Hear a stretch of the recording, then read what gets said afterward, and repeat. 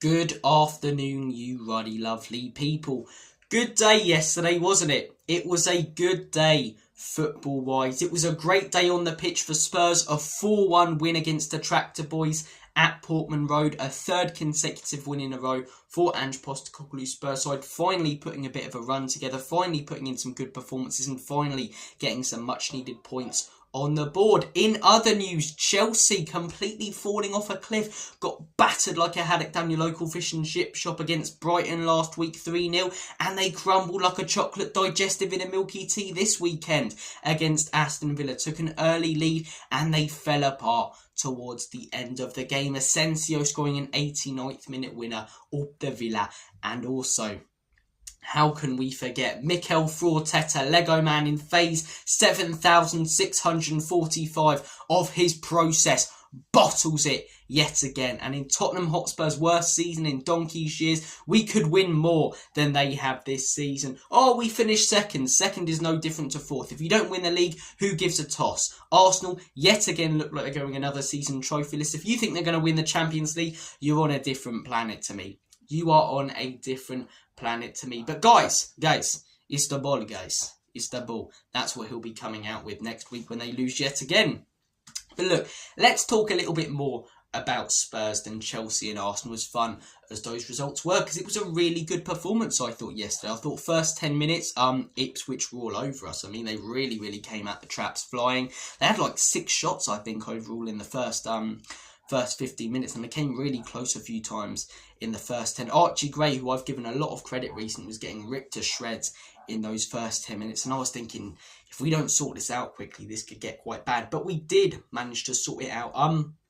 Against the run of play, it's a great ball from Archie Gray, who wasn't putting in a good performance to Heung-min Son, and Heung-min Son does what he hasn't done this season, takes on his man for once, puts in a good pass, and Brennan Johnson back in the starting lineup at the back post to put it in the back of the onion bag. I'll talk a little bit more about individual performances in a minute, because I do want to talk about Brennan Johnson and a few other players on the pitch. Then we do go on to score our second. It's Johnson again. LA gets himself in a good place. This one's more impressive than his first goal. The first goal came from a good run. This one was a fantastic finish.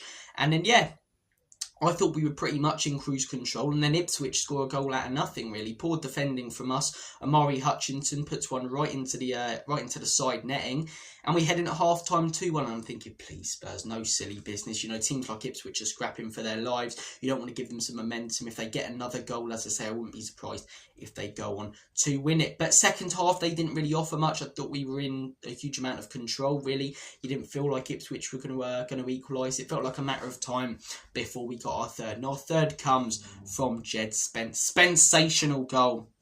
Look, it takes a deflection, but it's well deserved.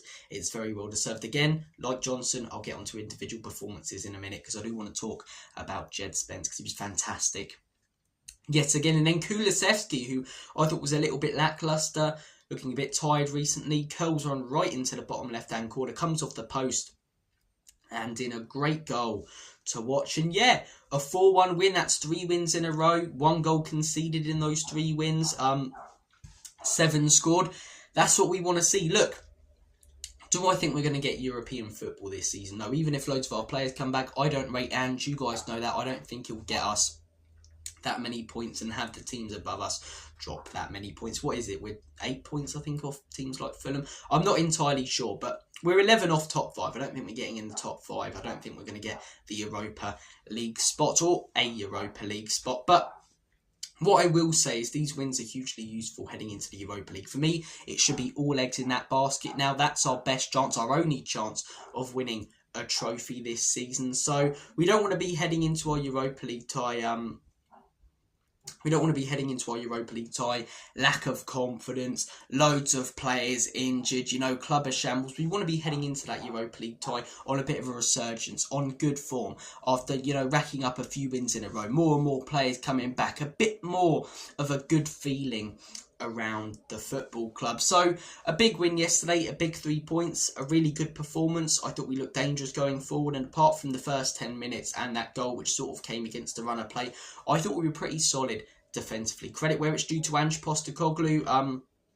Gotten it right the last 3 games. It doesn't change my opinion on him.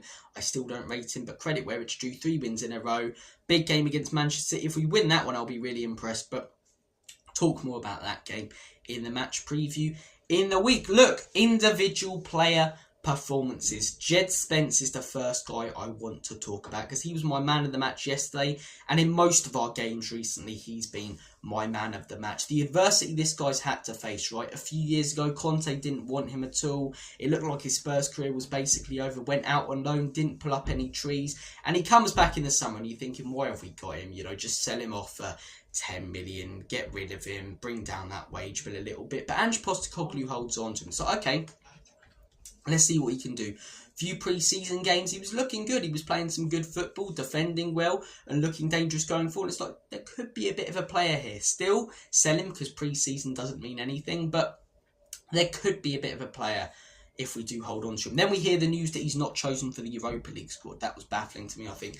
Okay, yeah, we're definitely selling him now. But then the transfer window closes, and we still have him at the football club. It's like, okay, Ange actually wants to do something with him, and considering the fact that he hasn't impressed at Spurs, that he went out on loan and didn't do anything special, that there are huge doubts about him. People have talked about him being arrogant. He comes in having to play out of position for most of the last few months with Porro on the right and at left back, and he's been our best player over the last few months. Defensively, he has looked so professional, so solid. How many videos have I done where I've said when we've lost games, you know, in a pathetic manner, everyone should be ashamed, apart from maybe Jed Spence and someone else on the day. Jed Spence can hold his head high and should have held his head high all the times that we've lost over the last few months, because he's barely put a foot wrong.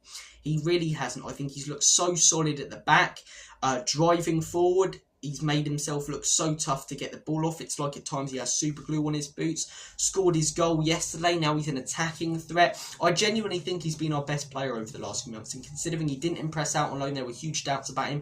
And he had to come into a squad that were riddled with injuries. A team, as I say, that are being slated week in, week out by the fans. Rightly so, because they're a shambles. A club mid-table, a manager who many fans want out, many want in. You know, the club's basically a mess. The club's been a mess the last few months. In our worst period in years, Jed Spence has been a huge shining light. Yesterday was yet another professional and brilliant performance. I'd say 8 or 9 out of 10. But even on his bad days recently, by his standards, he's put in a 7 out of 10. I can't remember saying Jed Spence put in a poor performance this season. I really can't. Out of position, played in position. He's been fantastic. He really is. Got a run out finally at right back yesterday, and really impressed. So yeah, Jed Spence, credit where it's due. Johnson, you know what it is with Johnson? It's confusing to me because every time I watch Johnson, I find him really underwhelming, yet he's our best goal scorer at the football club right now. Do you want a little bit more than just goals from a winger? Yeah, it's not like a striker where they score goals, who cares what else they do. No, you do want a little bit more from your winger. But if he's banging in more goals than anyone else in the squad, credit where it's due. Yesterday, again, I didn't think he necessarily did anything special. I don't think he played any brilliant passes, made any great runs, took on his man. But he finds himself at the back post, at the right place, at the right time, and manages to get 2 goals. If it's that easy, then why isn't every other player at the football club or in the Premier League doing that? You know, he's making the runs, he's making himself an option. And at the back post, his runs have been fantastic whenever he started. And to come back in after being injured, when I'm not a fan of him, I looked at it and I thought, Johnson, really? And step up, score a couple of goals, fair play to him.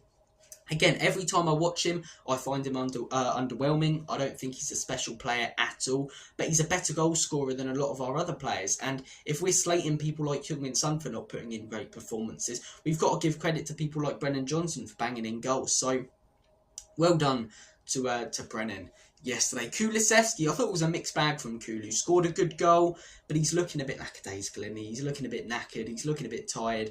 I think he could probably do with a rest. Because he's been overworked and overplayed over the last few months. First portion of the season, he was our best player, but he can't do it on his own, can he? And he couldn't do it on his own. I was surprised to see Maddison benched. He came on a bit later in the second half, looked quite good, but for me, that guy should be starting most games, deserves a run in the team. I think technically he's probably the best player at the football club. Kevin Danzo.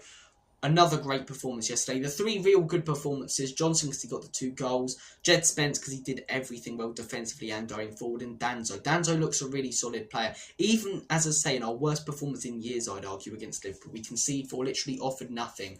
He was a shining light in that game. As a defender, to be in a game like that one where you don't even get a shot on target and you concede 4 goals and it could have been more. To come out saying you were one of the only good players on there, credit where it's due. And yeah, even against Villa, I thought he was pretty good. He's got a good amount of pace, but he also stays with his man. He's quite aggressive on the ball. So I like the look of Danzo. Only time will tell if he's going to be able to do it consistently, if he is good enough. But right now I'm thinking when Mickey van der Ven comes back, when Romero comes back, he's a better backup than someone like a Dragusin based on what I've seen. I don't like this system, but he does fit it more than a player like a Dragusin because of his recovery pace. Look, some good performances in there, some not so good performances in there. Got the assists yesterday, but I don't think Son did anything special, to be honest. I'm looking at the rest of the team. Archie Gray, one of his more lacklustre Spurs performances apart from that ball. But look, even the poor performances yesterday, they still, had moments that were really good. Like Son, for example, with the assists.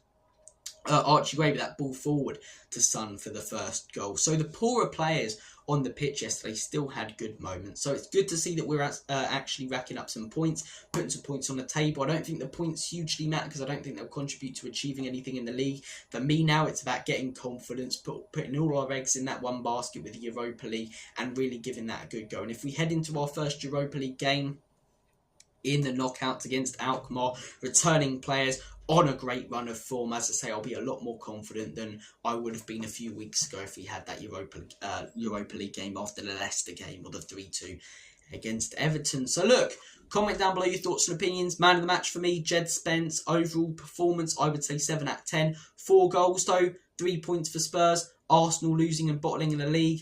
Not a bad Saturday, was it? Not a bad Saturday. Cherry on top was the Chelsea loss and then also a cracking night of boxing. Great night of boxing, weren't it? I'm not going to go off on one because this is a football channel, but to anyone who watched the boxing, I hope you enjoyed it. That main event was special, and I thought the first fight between Bivol and Beterbiev was really close. That one, I think Bivol was a clear winner, and that first fight as well, Buatsi and Smith, what a banger that was. What a banger. But look, take care, guys. Have a smashing rest of your day, and as always, come on you Spurs, Enoch and Levy